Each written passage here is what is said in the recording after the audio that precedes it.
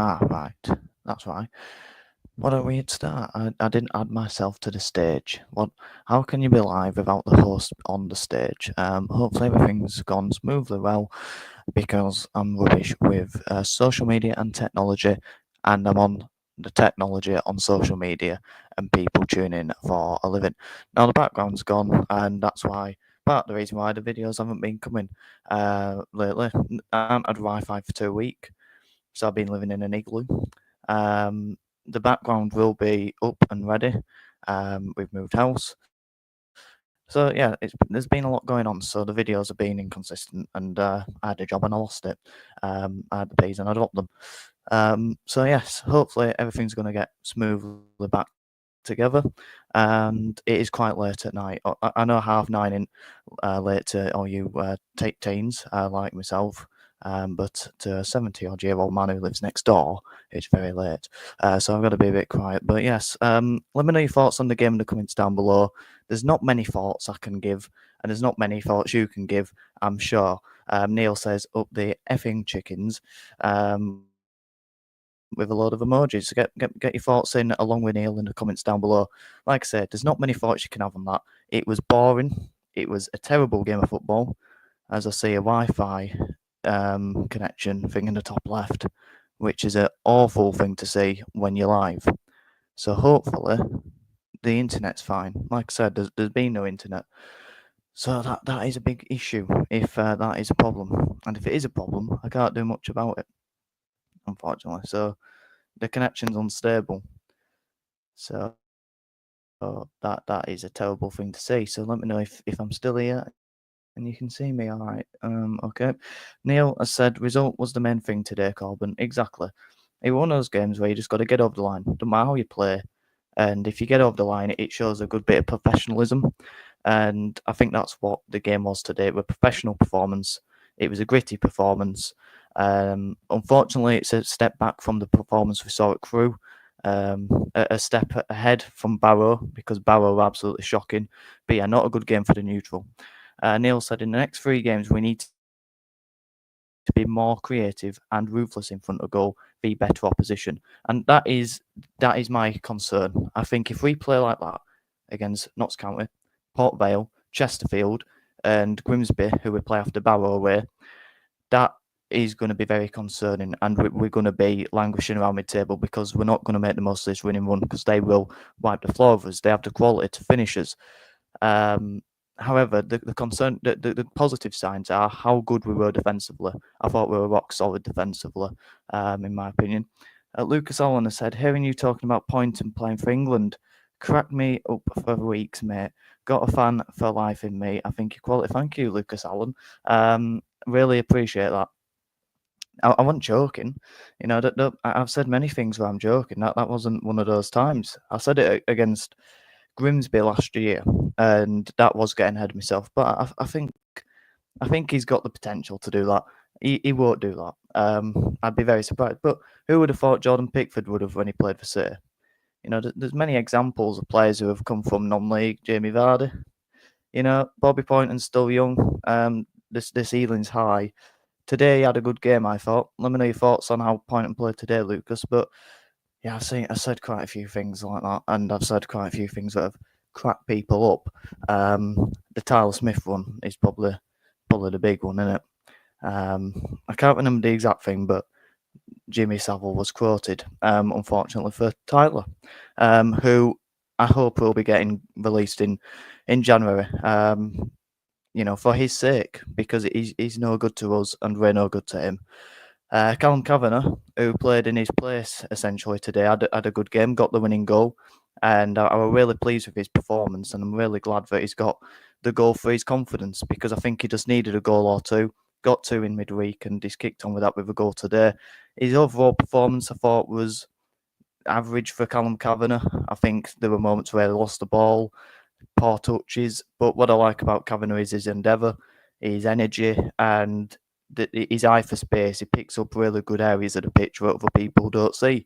But I'm really glad he's got that goal. And we need players to be chipping in and to be getting a game where Andy Cook doesn't get a goal and missed a couple of big chances. Obviously, he had a penalty appeal and he had that great chance on the penalty spot where it seemed like he just couldn't unleash his shot, and it got pulled away from him, and he had so much time as well. And if he scores that right out of sight, and it looks more comfortable than it was, but unfortunately he didn't take that away. But with Callum Kavanagh scoring, it's getting other people on the score sheet when Andy couldn't. When Andy couldn't. When Andy Cook couldn't. Jesus Christ. I didn't envisage myself saying that. Andy Cook is not the word I said. My Christ. And that is a problem when you go live. People, do not go live. He's one of our own. He is indeed. I can't believe I've just said that. I don't swear. It was a slip of the tongue, unfortunately, and it's gonna have to stay in because there is no way I can get rid of that. Jesus Christ, that was like Victoria Derbyshire saying Jeremy Hunt, wasn't it? And I don't think she was lying. Whereas me, you know, I probably was. Andy Cook is not a, you know what, Christ on earth, just slipped out the tongue. Can't believe I said that. Right, moving on. And I'm not going red because of that. I'm sat next to a heater and it's very hot. My God. Right, so swiftly moving on to Lucas Allen. He's put, happy Cav got on the score sheet. Bloody needed it. I can't believe it, mate. Or should I say, can't. Oh, yeah. Well, you made the same mistake as me. I don't know how far behind you are, but maybe you said that because of what I said. But yeah, maybe you should say that. Unbelievable. But yeah, I'm happy that Cavanigh's got on the score sheet as well. Like we agree, he needed it, and hopefully he can keep kicking on with that. His first league goal of the season as well, so it can only give him more confidence. And Neil Huntington was a rock yet again at the back. Can we talk about Paul Huntington? I can never say his name. Paul Huntingdon. I'm just going to say Huntingdon. Oh, we'll just call him Paul. Can we talk about Paul? He's unbelievable, isn't he? Up against Harry Smith, a big force in League Two, 6 foot, some or other. It is basically Peter Crouch type of a striker, absolutely huge, and he won nearly all his headers. He was great against Crewe, and he was great against Barrow as well. And every time I've seen him, he seems to be getting better. From what I heard on the radio, he was really good against Morecambe as well. So, and I thought this was a player who won't be good for us, and I probably wrote him off because of his age. And from parts that I saw against of him at Carlisle, I didn't rate him too much from those games either. But wow, what a player he is, and his communication, his leadership, he's really good. It is fantastic even, and for the level, he's a real coup. We need to make that a longer term contract because I think it's up in January. Same for Corey Evans, and he had a great game as well. But what else did Neil say? Graham Alexander got decisions to make now at the back, with Byrne available for Notts County game, and Kelly and Baldwin back to full fitness. Huge decisions, and I was thinking that our back line is so good. You know, you've got Allardy and Ben. All right, you know, this season they haven't been great. Ben started off really well, took Allardy out of the team. Allardy's not got going at all this season, and I hope that he does get going back to how he was last season. He was the best right back in the league, and we're winning all the awards, and they were Mr. Consistent and reliable. This season he's been making big mistakes, and it's a shame to see a player fall off like Allardy has, but I believe he will get back to those levels. You've got Ben competing, and Richards has come in at left wing back in place of Tariq Wright, and he's wiping the floor with Tariq Wright in that position. He had a great game today, and for my man of match, he was fantastic. His 50th appearance for the club, Lewis Richards, and I can see him really pushing on with that. He's got great strength. He takes players on. He don't want to pass back. His crossing needs to improve, but his all-round game for League Two, you know, he's got a case to be one of the best left wing backs in the league, and he hopefully will keep his place in that team. But the centre backs, like you say, Neil, they're great options. Baldwin, he didn't have a great game today, but we saw him in his early stages at City, really composed on the ball, and we're good in a tackle as well. Neil Burns being a steady Eddie. Paul Huntington's come into a team and has been a rock. Nothing's got past him, great in the air. Kieran Kelly, you know, is a monster at times. You know, he's a big unit, and I really like him. Jack Shepherd's took his place. he looks like a level above. He looks like a League One centre back, and he's young, and he's really good on the ball, and he looks assured and accomplished at the back. He reminds me a bit of Reece Burke in his loan spell, and how good's Reece Burke and how good has he gone on to be. So we've got and check Diabate, dear me, he's the only centre back who's a shocker, and he has to go back to Exeter. But apart from that, we've got great options. And then you look at Andy Cook up front, and you think if you've got a solid back line, and you've got a striker who can get to 20 goals, surely you've got to be in around the playoffs. And unfortunately, we haven't been that, and we've looked quite easy to play against at times.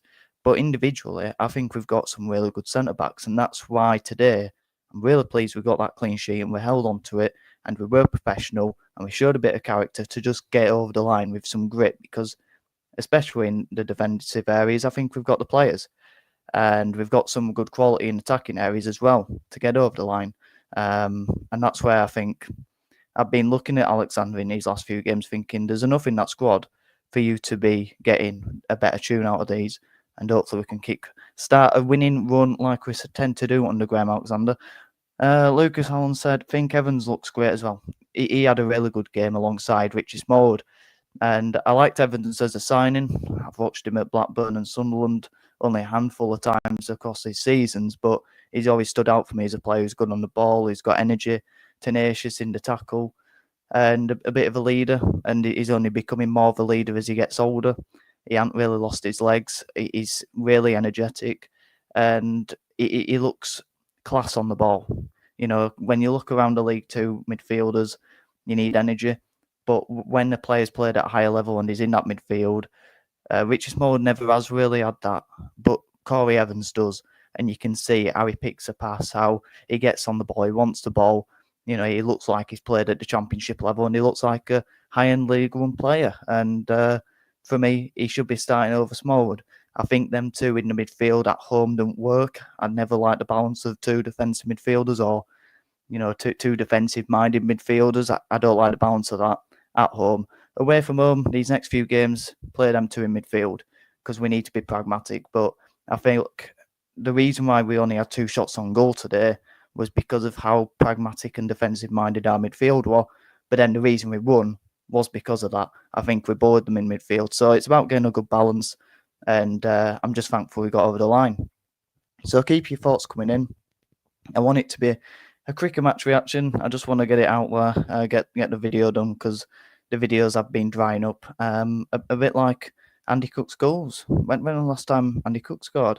He hasn't scored for a while now. I think he scored it. No, did he score against? But I don't know. I never remember these things. But yeah, I don't seem to recall Andy Cook scoring for a while. So we need to get him on the score sheet, don't we? Neil says Huntington and Evans defo deserving of contracts till end of the season, and then look at it then to see what happens longer term.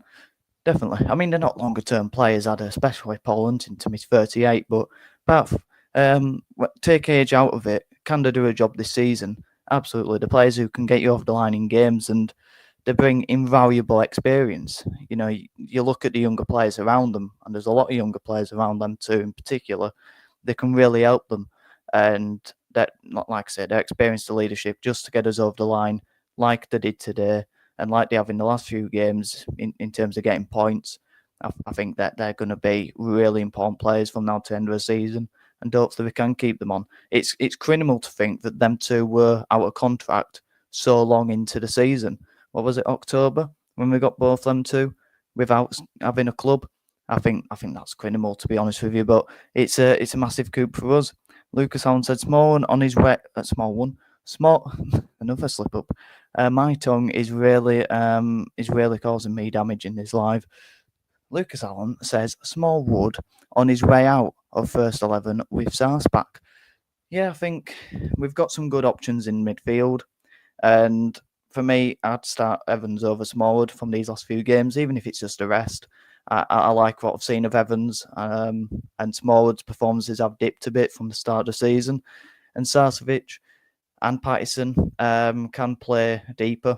They haven't really got, especially Sarcevic, haven't really got the legs to be running in behind a defence, but they can add goals to the team as well as more box-to-box minded players who can play as an eighth, for a rogue football expression. So yeah, I think think of this: a midfield three of Sarcevic, Patterson, and Evans. I mean, it's got experience, it's got goals, and it has got energy, and it's got great football intelligence as well with your Evans and your Sarcevic. That midfield three, that can compete with any midfield three in League Two, and that's without talking about Bobby Poynton, one of the most exciting young players in the EFL or in League Two, if you don't want to get carried away, and Andy Cook, who can get 20 goals a season. I've already talked about the back line. So there's exciting players across the team and there's real good experience and leadership. Now, I don't want to get carried away and seeming like I'm getting carried away over a 1-0 win against a shocking Swindon side, because we need to acknowledge that Swindon were shocking. I think the reason why we got that win was because of how poor Swindon were. I don't think they had a shot on target all game. Their manager, Ian Holloway, in the press conference were coming out, and his defence of that performance was to talk about Matt Smith getting booked on a tackle against Sam Walker. That's what he dwelled on the most. And he picked a fight with his own set of fans. So real trouble going on at Swindon on and off the pitch. We all know about Clem, and we all know how big of a club Swindon are. And it is a shame to see how far they've fallen. And it does look like they're going to go down unless Morecambe and Carlisle are worse than them. And seeing a goal Carlisle conceded today, and what Derek Adams said in his press conference, probably are going to be. But yeah, Swindon was shocking. I mean, they're number 2. I don't know what he was doing. It was woeful, absolutely woeful. And a lot of the team were, but they have a good balance, their team. I look at the team, they've got a lot of height, they've got a lot of pace in there, but there's no quality. And it made for a dire football game, didn't it? When you're talking about 2 shots on target across the whole game, 1 goal scored, and our 2 shots on target were probably actually the goal and the shot for the goal for the parry. And the fact their keeper parried it straight to Callum Kavanagh says a lot about the quality of their keeper. It was a shocking game of football, but we showed a bit of grit, a bit of professionalism, good defensive ability to just get over the line and get the clean sheet. And hopefully we can gain confidence from that to go into a massive festive period. Notts County away, Port Vale at home, Chesterfield at home, Barrow away, and then is it Grimsby at home? It is Grimsby at home, isn't it? Yeah, because we've already played them away. Huge games. And if we can come off that with 3 wins, 4 wins, maybe, if we're going to get carried away with that, we'll be in a huge position. And hopefully we can go on one of those Alexander streaks of wins. If we go on an Alexander streak of defeats or draws, and we don't kick up from this win, Alexander won't be here in the new year. And that is how you can go from the complete upside of this performance to the downside of this performance, because it was a contentious game. It was a 50-50 game, and fortunately for us, we got on the lucky side of that and got the win through a scrappy goal. Andy Cook probably should have had a penalty. Loads of 50-50 tackles that didn't go our way, and others that didn't go for Swindon. Edward Duckworth, I've said before against Doncaster last year at Christmas, I'd rather have Vera Duckworth as the referee. He's shocking. And she's dead, I'd rather have her corpse sat in the chair. He's a terrible referee. What more can I say? Andy Cook, I felt, should have had a penalty, and he gives a free kick the other way. A god-awful referee. Anyway, Neil, don't be afraid to get your thoughts on the game in the comments down below as well. Cook scored midweek v Stockport. Well, I was going to say I don't count that, but then I'm talking about Colin Kavanagh getting 2 in 3, 3 and 2. So yeah, you can use them to suit your agenda, can't you? And I probably did there. So well done, Neil. You've got me there. In future videos, I don't know what I said. I've probably messed up on my words, didn't I? I'm quite tired, unfortunately. I probably should. I could have done it. I was going to say a year earlier. Couldn't have done a match reaction for Swindon a year earlier. Although we did win 1-0 last year through Bobby Poynton scoring in Kevin McDonald's first game, in charge of taking over Mark Hughes. But yes, I was going to say an hour earlier, which would have been a much better video. I wouldn't have swore accidentally nearly twice, and I wouldn't be talking about doing a video a year earlier either. Neil, we played a lot better than today this season and lost, so we take the 3 points, then target at least 7 to 9 out of the next 3 games, and we'll be right in the promotion mix going into 2025. Couldn't agree more.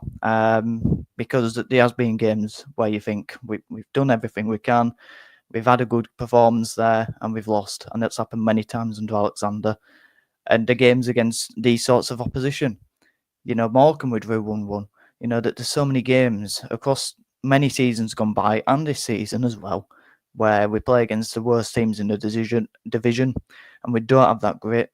We don't have more passion and energy than the opposition, and we can't find to get that bit of luck, that goal from Callum Kavanagh, and to hold on to that lead against those sides to get the win. We always crumble. We don't show the character. We don't get a bit of luck, and we look like we can't be bothered compared to the opposition who are fighting for the points. So real positives to take from that side as well. You can't have it both ways. You can't say, "Oh, we should be beating this team 2 or 3-0." We should be beating this team, and we beat this team, and it's a big positive because we've seen that more times for not under Alexander and his games like this. We seem to have a bit more grit about us to get over the line. So I've already been going 22 minutes. I'm a chatterbox. I never shut up. I always find a way to keep talking. But yeah, I feel like I've touched on everything. So we'll give it a few more minutes, get a few more questions in, and yeah, I'm sure there'll be many people coming away with different thoughts on that as well, because it was a poor football game. But at the end of the day, we're all there to watch Bradford City win football games, and we've got a fantastic home record. And we've seen us win a lot of times at home so far this season. I think we must be the second or third best home team in the league, or we might even be the top, because I think we've drawn to Salford, which we should have won because the ball went over the line with Andy Cook. We drew to Barrow and we lost to Doncaster. I think they're the only points we've dropped at home, which is fantastic for us because we're normally terrible at home. This season we've been terrible away. So with 3 of our next 4 being at home, we need to take advantage of that. Bantamstown, not a great performance in my opinion, but 3 points is 3 points. Absolutely. I think that's the sentiment a lot of fans say, and I could have summed up a 23, 25-minute video, I'm sure I'll go on to, with that line. Not a great performance, 3 points, and 3 points is 3 points, and we move with that. Like I say, I should probably talk about some individuals that I thought had good games. Like I say, Lewis Richards were important down at left side. I thought Poynton had a good game, linking up with Richards. For me, every time I watch Poynton, I just see a quality player who's probably playing in the wrong system. If he were playing, even for Mark Hughes, I mean, I didn't rate Mark Hughes, especially towards the end. I think we got overshadowed by his name, to be honest with you. Although he did get us in the playoffs that season, and maybe it'll look like a big achievement if we're still in League One in 10 years' time and still playing Swindon Town in League Two and Tranmere. But we should have got more out of that squad.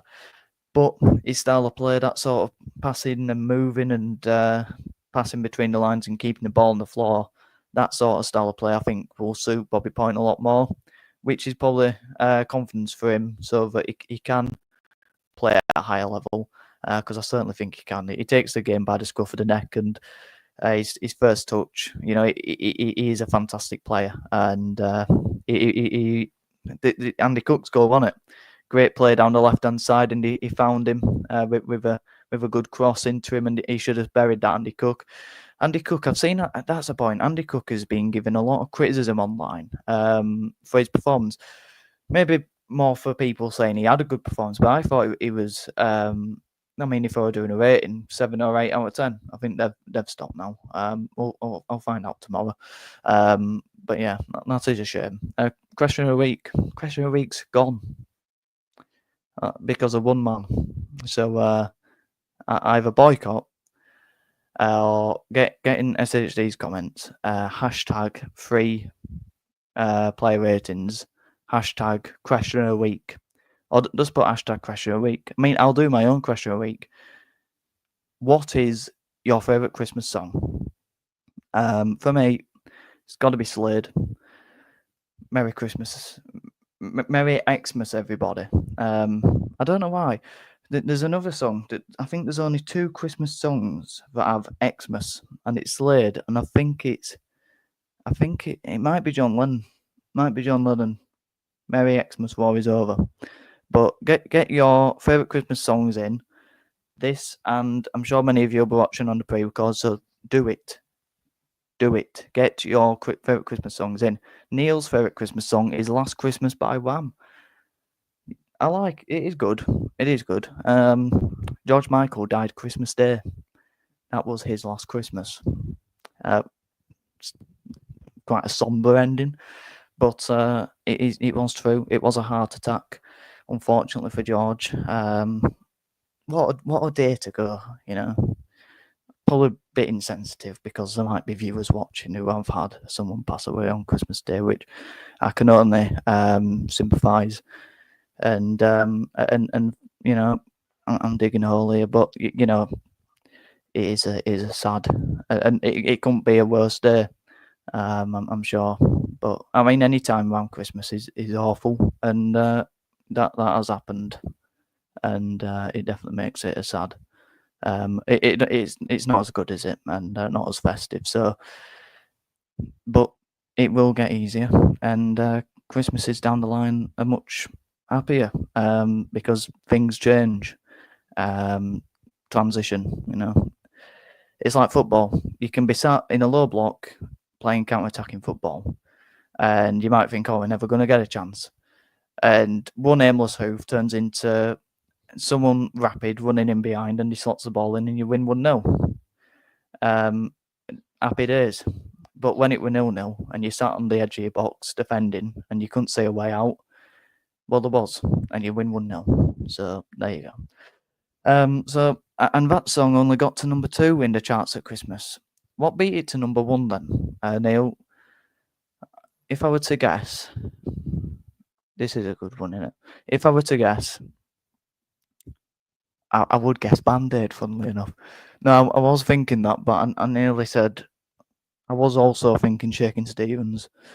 But something tells me, Neil, if you can correct me, did Shakin' Stevens come number 2? I don't think he got number 1. But yes, Band-Aid. Band-Aid's a good one, but I think it's a bit over. I've never been such a fan. I tell you which one I don't like. It's Marie Carey's. All I Want for Christmas. I don't like it. There's something about it that I just don't like. I think it's an okay song and it's over commercialized and overplayed, and I don't like overplayed songs. It's like I love the Beatles. I hate Hey Jude. I can't explain it. Really can't. It's a bit like Man City. Love football. I find them a bit dicey. Although, cracking stadium and although likes a bit of atmosphere. But I've been 3 times and I thoroughly enjoyed it. So there you go. Not sure on that one, Corbin, but I can tell you Shakin' Stevens' real name is Michael Barrett. Yeah, I didn't know that. But did you know Shakin' Stevens' dad was born in Bradford? So he's one of our own. He's one of our own, is Shaky. Not only is Bobby Pointon one of our own, not only is Dynamo Smokey Shakin' Stevens. Yep. Technically, on a minor technicality, Shakin' Stevens is a Bradford lad at heart. Although, yes, he knew that. Well done, Neil. You've observed. You've observed. I don't know what the word is. You can do Shakin' Stevens' obituary because you have observed his life. There you go. Well done. I like Shaky. He was the 80s Elvis, wasn't he? Great songs. I like a lot of his songs. Yeah, that would be my second favourite Christmas song. Yes, I've spent 5 minutes talking about Christmas songs. Crazy. He nearly died, didn't he? He had a couple of. I think he had an heart attack or 2. So well done. I know all the useless things, and no one else cares about Corbin, mate. No, I care about Shakin' Steve. Look, I'm often like that. I know things that are irrelevant and meaningless. Like 92% of people have a microwave. So the 80% who don't have a microwave, what's going on? Why don't you have a microwave? How do you eat your tea? Or dinner? Or breakfast? Porridge? Do you porridge your microwave? Do you microwave your porridge? Or do you have it in the oven? Or do you have it raw? Can you have raw porridge? These are questions that need to be asked. Neil will know this. But yes, the 8% who don't have a microwave, it's always baffled me. It's always baffled me. But yes, that's meaningless fact of the day with Corbin Rayner. Right, Neil, I love your videos on live chats. Yeah, thank you. I think I don't know why anyone likes them. I just come on here, talk a load of rubbish. I've spent 6 minutes talking about Christmas songs, but this is what you want. This is the type of thing I like to watch. Just rubbish, really. It is rubbish, and fortunately, I've got 8 live people liking to watch rubbish. 5, it's gone down 3. This is the thing. I'm not a good salesman. I can't sell my content. I've literally said 8 people like watching rubbish, and then 3 of them went. It's like if he don't believe it himself, why should I believe in it? And I think that's where I'm going to end it. Your dry humour has me chuckling, buddy. Yeah, thank you. I don't know what dry humour is. It's just sort of, I don't know. I just try and be myself, and that's all you can be. Just be yourself. Express yourself. You're one-on-one. And Callum Kavanagh were one-on-one, and he missed. But then, thankfully, the rebound fell straight to him for a tap-in, and Bradford City end up beating Swindon Town 1-0 to go 10th in League Two. I think we're 3 points off 7th now. I think we're 5 points off 3rd. So we're in and around that hunt. We've got massive games coming up that we need to win, and hopefully we can get over the line indoors like we did today against Swindon. It was a tough game. We had to battle hard, and battle hard we did. And thankfully, like I say, we're going home happy with that win. So let me know your question of the week. What is your favourite Christmas song? Anything else we discussed? Who's the best centre-back at the club? Should we keep Huntington and Evans? Who was your man of match? Did you think Andy Cook had a good game or not? And like I say, anything else, drop your thoughts in the comments down below. Like the video if you did. Thank you very much for watching. Subscribe if you're new. We're on the road to 700 subscribers. Videos should be coming more regular. The background should be getting filled up with a load of pictures because I've got a load of pictures that are going to fill my entire wall. So I just need to pick the ones that you can see. So yes, thank you very much for watching. Great win for City, but the performance needs to improve. And we've got some huge games coming up where if the performance isn't matched by the results, we're going to be in a bit of trouble come 2025. Have a good one.